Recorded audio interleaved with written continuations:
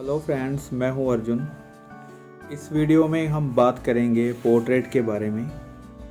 जैसे कि पहले भी मैंने काफ़ी सारी वीडियोस इसके ऊपर अपलोड की हुई हैं, तो आज फिर से हम एक पोर्ट्रेट की डेमो करेंगे और मैं एक्सप्लेन करता रहूँगा आपको कि कैसे बनाना है। तो जैसे पोर्ट्रेट की स्टार्टिंग में हम जैसे बेसिक लाइंस जो लेते हैं, आउटलाइन जो लेते हैं, वही लाइंस हैं और एंगल्स की आपने पहले पूरे पोर्ट्रेट की जो आउटलाइन है वहाँ तक ले लेनी है जहाँ तक आपका पोर्ट्रेट बनता है आइडियल। और ये वही लाइंस हैं जो मैं हमेशा आपको बताता हूँ, आईब्रो लाइन, नोज़ लाइन और आईज, लिप्स, ये सब बेसिक जो पॉइंट हैं वो हम सेट कर लेते हैं। तो ऐसे ही धीरे धीरे हमने पोर्ट्रेट की जो सही शेप है वहाँ तक सेट कर लेनी है। आपके फीचर्स कहाँ तक आते हैं, किस एंगल्स में आते हैं, वो सारी चीज़ें आपने पहले से उसकी मेजरिंग कर लेनी है, मेज़रमेंट ले लेनी है। तो हल्की सी शेप के लिए हम शेडिंग को ट्राई कर सकते हैं साथ के साथ, जो कि हमें शेप दे देती है। हमें पता चल जाता है कि हमने उसको किस एंगल में रखा हुआ और कैसी उसकी शेप आती है। तो धीरे धीरे हल्की सी शेडिंग उसमें करते रहिए। तो फीचर्स को बनाते समय आपने ध्यान देना है कि आपके जो फीचर्स हैं वो हिले नहीं, वहीं पे सेट रहें और उसकी जो प्लेसमेंट है, सही प्लेस है उसकी, वहीं पे टिके रहें। तो इसके लिए आपको स्टडी करनी पड़ेगी, फीचर्स की स्टडी अलग से करनी पड़ेगी कि कैसे उसको बनाना है, उसके एंगल्स की स्टडी करनी पड़ेगी। क्योंकि आप फ्रंट और साइड बना लेते हैं लेकिन बाकी के एंगल्स आप छोड़ देते हैं क्योंकि आपको इजी नहीं लगता या फिर मुश्किल लगने लग जाता है कि आपसे ये बनेगा नहीं। लेकिन आप कोशिश करो कि जैसे कोई भी चीज़ आपसे नहीं बन रही तो उसको बार बार ट्राई करो, 3 बार करो, 4 बार करो, 10 बार बनाओ, उसको करते रहो। क्योंकि हर बार कोई भी चीज़ एक बार में नहीं होती। आपके फीचर्स जो आप ट्राई करते हो, आइज़ फ्रंट वाली बना लेते हो, बाकी आइज़ आप छोड़ देते हो, एंगल्स को आप इजी नहीं मानते, तो इसलिए आप उसको लीव कर देते हो। लेकिन जो मुश्किल चीज़ें होती हैं वो आपको बार बार करने से आएंगी। फीचर्स हैं हमारे पास, नोज़, लिप्स, आइज़, तो इनकी आप बार बार स्टडी करने से उसके एंगल सेट हो जाते हैं। उसके बाद जब आप कोई भी पोर्ट्रेट बनाते हो, किसी भी एंगल में बनाते हो, तो आपको पता होता है कि आइज़ का कौन सा एंगल यहाँ पे सेट होता है, तो उसकी ड्राइंग कैसे बनती है, उसकी प्रैक्टिस करो तो आपको इजी रहेगा। तो अभी हम देख रहे हैं कि जैसे बाकी के पोर्ट्रेट हमने डेमोज किए हैं वो अलग शेप में हैं, अलग एंगल में हैं, इसमें थोड़ा सा अलग एंगल है। तो कोशिश करते हैं इसको फाइनल करने की। देखो, इसका जो एंगल है वो हल्का सा ऊपर वाली साइड है और जो शेडिंग है बिल्कुल डिफरेंट है, अलग तरीके की आ रही है। तो वैसे ही धीरे धीरे उसकी शेप और एंगल के हिसाब से शेडिंग दे रहे हैं। तो आपने किसी भी तरह कंफ्यूज नहीं होना, आपने स्टेप बाय स्टेप करना है जैसे आप पहले भी काम करते हो। तो इसी तरीके से आपको पोर्ट्रेट की स्टडी करना है।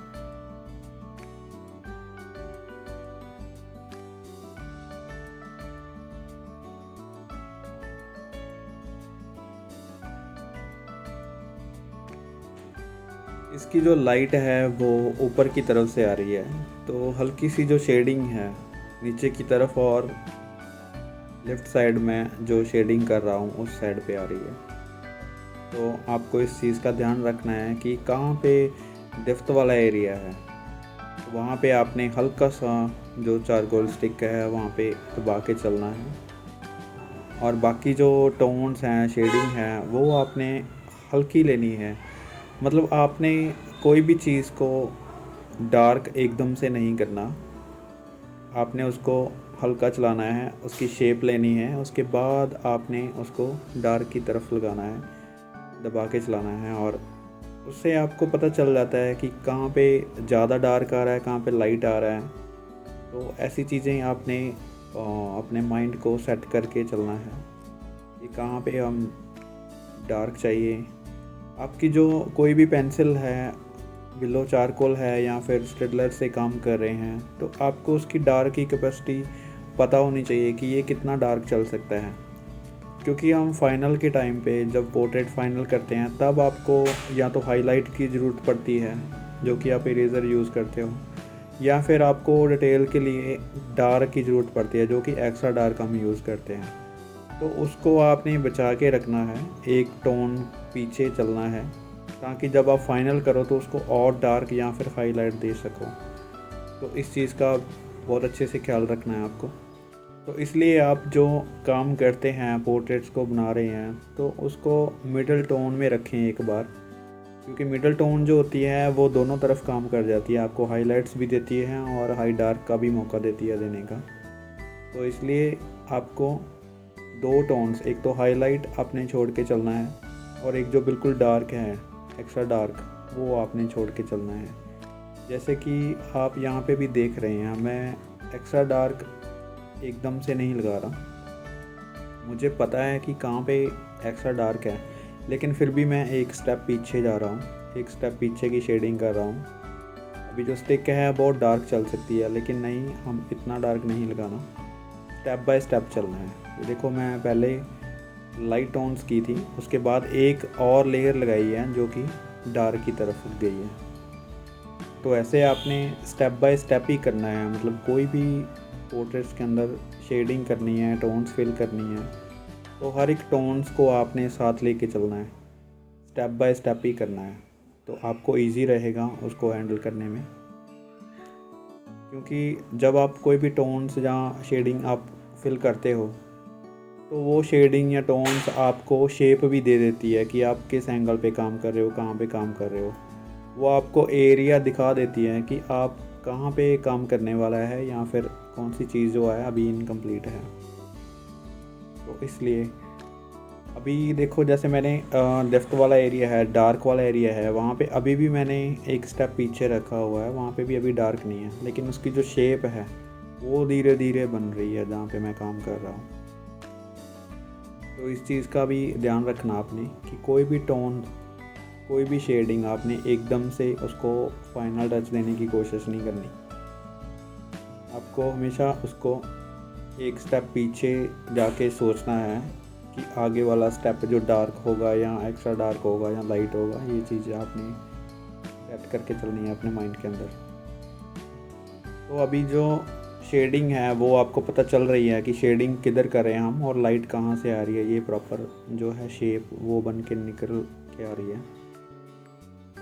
तो ऐसे ही अभी इसकी डिटेलिंग है, डिटेलिंग के ऊपर काम हम स्टिक को शार्प कर सकते हैं, उसको पतला कर सकते हैं और धीरे धीरे उसकी डिटेलिंग की तरफ जाके हम काम कर सकते हैं।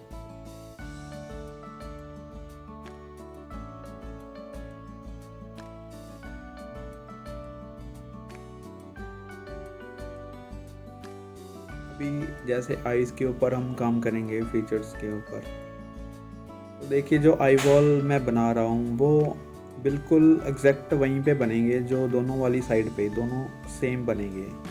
जो आईज़ के जो एंगल हैं वो देखो, पहले हमने सिर्फ उसकी शेप ली थी, अब उसकी प्रॉपर जो ड्राइंग है वो बनेगी कि उसको कैसे बनाना है, किस तरफ से वो देख रहा है, किस तरफ उसका आईज़ का एंगल बन रहा है। तो दोनों को आपने सेम बनाना है, तभी वो लगेगा कि एक साइड पे वो देख रहा है। क्योंकि अगर थोड़ा सा भी आपका आई बॉल इधर से उधर होता है तो आईज़ की शेप बिगड़ जाती है, वो ठीक नहीं लगता।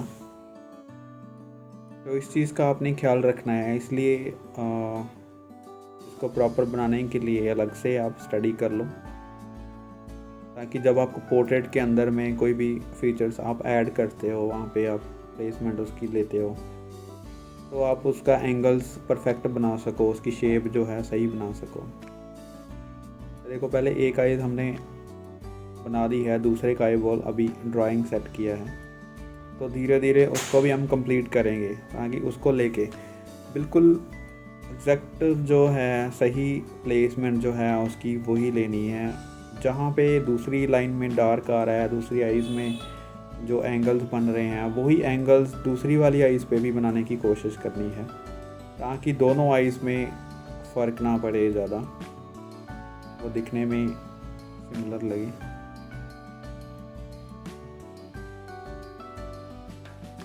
जो मेन चीज़ है, मेन बात है, वो आपकी टोन्स और शेडिंग के ऊपर है। सबसे पहले जो बात होती है वो ड्राइंग की होती है कि हमारी जो ड्राइंग है वो परफेक्ट हो। उसके बाद अगर थोड़ा बहुत ड्राइंग इधर उधर होता है तो हम उसको शेडिंग में सेट कर सकते हैं, टोन्स में सेट कर सकते हैं। तो आप कोशिश कीजिए कि सबसे पहले ड्राइंग परफेक्ट हो और उसके बाद जो शेडिंग का एंगल है, लाइट डार्क और एक्स्ट्रा डार्क, ये चीज़ें बिल्कुल बैलेंस हों आपकी कोई भी टोन्स ऐसे ना हो जो एकदम से डार्क आ गया, एकदम से लाइट आ गया, तो अच्छा नहीं लगता पोर्ट्रेट के अंदर। क्योंकि पोर्ट्रेट के अंदर ऐसी कोई चीज़ होती नहीं जो एकदम से डार्क या फिर एकदम से लाइट हो। आपको सारी टोन्स को साथ लेके चलना है।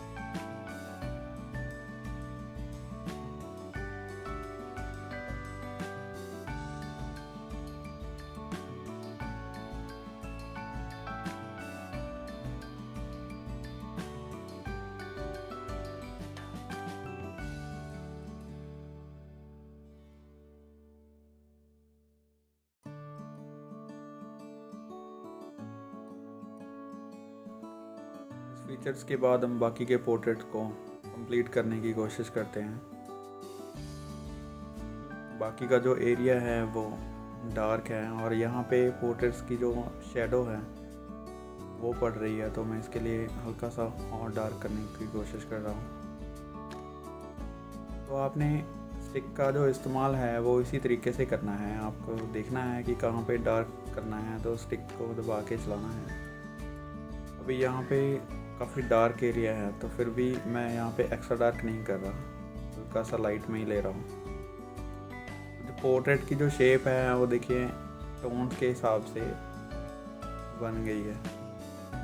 तो अभी जो इसके फाइनल करना है उसको हम बाहरी शेप को लेके तो पहले कंप्लीट कर लेते हैं।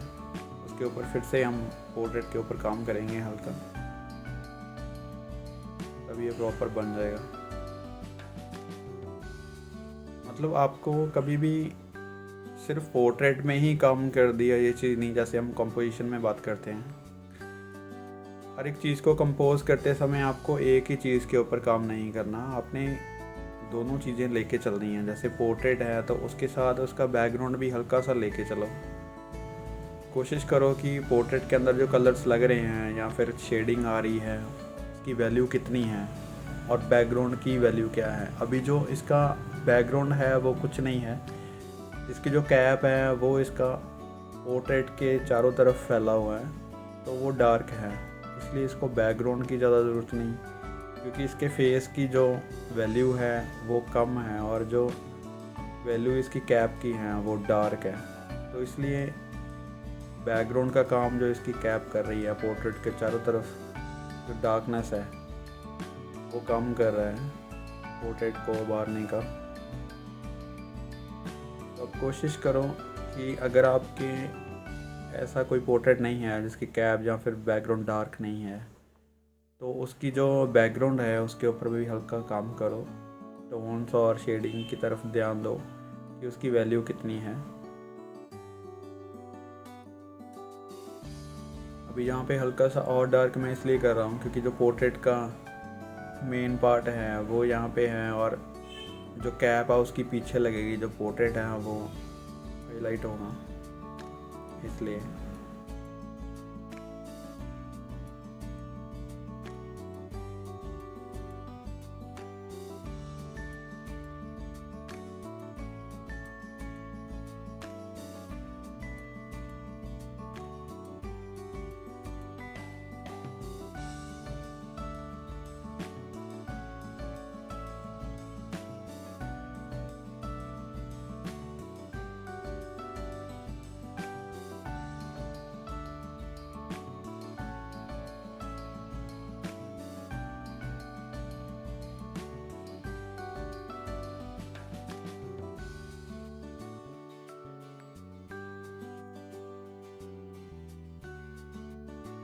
अभी ये डार्क वाला एरिया जो हो गया है, इसके बाद हमें पता चल रहा है कि पोर्ट्रेट में जो वर्क है अभी काफ़ी बाकी है, जो कि डार्क टोन्स हैं वो अभी करनी है। तो हल्की हल्की टोन्स जो है इसमें हम फिल करेंगे पोर्ट्रेट के अंदर, ताकि जो टोन्स हैं वो इसकी प्रॉपर दिखना शुरू हो जाएगी और उसकी शेप है जो उसमें और ज़्यादा ब्यूटी आएगी।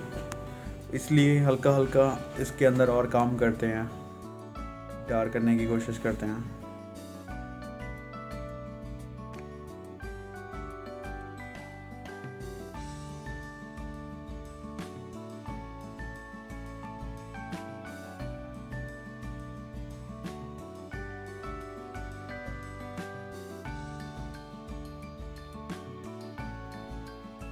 अभी देखो जो साइडों पे हम डार्कनेस दे रहे हैं तो उससे देख के हमें पता चल रहा है कि पोर्ट्रेट के अंदर जो अभी भी मिडल टोन ठहरी हुई है उसको और ज़्यादा डार्क करने की ज़रूरत है।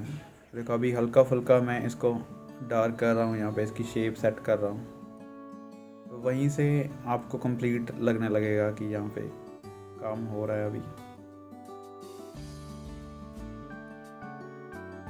तो ज़रूरी है कि पोर्ट्रेट के अंदर जो काम करना है वो आपकी साइडों वाली चीज़ जो है, लाइट एंड टोन्स, शेड, जो कोई भी एलिमेंट्स बने हुए हैं साइड पे, तो वो पता दे देते हैं आपको कि पोर्ट्रेट के अंदर कितना काम बाकी है। अगर आप कोई भी ड्रेपरी बनाते हो, कोई भी चीज़ साइड पे बनाते हो, उसकी शर्ट या फिर कोई भी चीज़ ऐसी है, तो वो चीज़ अगर कंप्लीट लगने लगती है तो वो डिसाइड कर देता है आपको कि पोर्ट्रेट के अंदर काम जो है वो कितना बाकी है, कहाँ पे उसको हाईलाइट देना है, कहाँ पे डार्क करना है, आपके कलर्स जो हैं, जहाँ टोन्स जो हैं वो आपकी हाईलाइट हो रही हैं या नहीं हो रही, या ब्राइट है या डल है, वो सारी चीज़ें, आपका बैकग्राउंड या फिर उसका जो अराउंड जो चीज़ें बनी हुई हैं वो आपको डिसाइड कर देता है। तो कोशिश यही रहती है कि सिंपल करो और बढ़िया करो और सारी चीज़ें उसके साथ लेके चलो। टोन्स और शेडिंग के बारे में आपको ब्लैक एंड वाइट करने पे पता चलेगा। जैसे कि ब्लैक एंड वाइट मेरा मतलब है कि आप कोई पेंसिल स्केच बनाओ, चारकोल स्टिक का इस्तेमाल करो, बहुत इजी है। आपको एक दो बार लगेगा कि आपको हैंडल नहीं हो रहा, आप नहीं कर सकते या फिर फीचर्स नहीं बन सकते अच्छे, तो आपके सामने अभी तक मैंने इरेज़र यूज़ नहीं किया है, अभी तक कोई ऐसा टूल्स एक्स्ट्रा यूज़ नहीं किया है या फिर ब्रश का इस्तेमाल नहीं किया। हमने सिर्फ एक स्टिक को उठाया और उसी से ही काम कर रहे हैं। कोई भी मटेरियल इतना मुश्किल नहीं होता, जब तक आप यूज़ नहीं करते तब तक आपको लगेगा कि ये मुश्किल है, आपसे नहीं हो पाएगा, लेकिन ये बहुत इजी है। आप कोशिश करो, ट्राई करो। आप 10 स्केचेस अगर कर लेते हो, 10-12 स्केचेस आप बना लेते हो, तब तक आपको पता चल जाता है कि इसकी वैल्यू कैसे सेट करनी है, आपको कितना डार्क चला के आपको कौन सी वैल्यू मिलेगी, या फिर आप कितना इसको लाइट कर सकते हैं। आपके हाथ के टिकने का टाइम आ जाता है, आप 10-12 स्केचेस अब कर लेते हो रफली। तो कोशिश करो कि मटेरियल को यूज़ करो, उसकी तरफ जाने की कोशिश करो। अभी हम कोशिश कर रहे हैं कि फीचर्स के अंदर जो डार्कनेस है वो देने की, तो वही स्टिक है मेरे पास, मैं हल्की हल्की डार्कनेस दे रहा हूँ जहाँ पे ज़रूरत है। इसी तरीके से हम उसको कंप्लीट कर लेते हैं। तो बहुत कम बाकी है अभी, अगर आप कर सकते हैं इसकी डिटेलिंग आप जितनी मर्जी कर सकते हैं, लेकिन सबसे पहला काम ये होता है कि आपके जो फीचर्स हैं वो सही प्लेस पे हों, सही हों, कोई चीज़ आउट ना हो। डार्क लगा के और पेशेंस से आप किसी भी पोर्ट्रेट के अंदर कितना मर्जी काम कर सकते हैं, जितनी मर्जी आप डिटेलिंग कर सकते हैं, तो इसका कोई एंड नहीं है। मतलब जितनी भी पेशेंस से काम करेंगे उतना ही अच्छा रिज़ल्ट मिलेगा। और ये हमने एक सिंपल सी डेमो की है, इसमें हमने ज़्यादा डिटेलिंग नहीं की है, फिर भी इसका जो बेस है, जो एक का इफ़ेक्ट है इसका पोर्ट्रेट का, एंगल्स है और एक्सप्रेशन है, ये इसमें दिखाने की कोशिश की है हल्का सा। अभी देखो इस पोर्ट्रेट के अंदर हाइलाइट्स नहीं हैं, तो इरेज़र से हम इसको हाईलाइट कर सकते हैं, हल्का हल्का इसको और ब्यूटीफुल बना सकते हैं। ऐसे ही आईज़ के अंदर जो हाइलाइट्स हैं वो देखिए अब इरेज़र से हम बना रहे हैं। ये बिल्कुल जो हाइलाइट्स हैं वो निकालिए वहाँ पे, बिल्कुल वाइट जो है, ये जो पेपर था वो ऑफ वाइट था।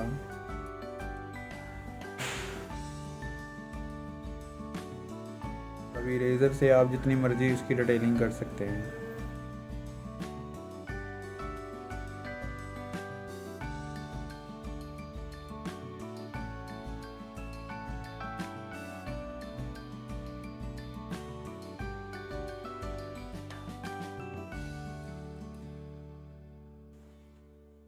अभी ये पोर्ट्रेट जो है वो अभी कंप्लीट लग रहा है, जैसे हमने हाइलाइट्स दिए हैं तो हल्का फुल्का और काम कर देते हैं इसके ऊपर।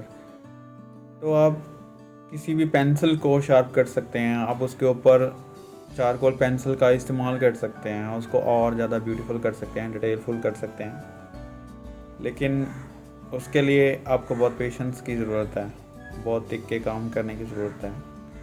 और कोशिश करो कि हर एक चीज़ की प्रैक्टिस करो, आइज़, नोज़, लिप्स, ईयर, इन चीज़ों की अलग से प्रैक्टिस करो ताकि आपके जो पोर्ट्रेट हैं वो किसी भी एंगल में आप बना सकते हैं।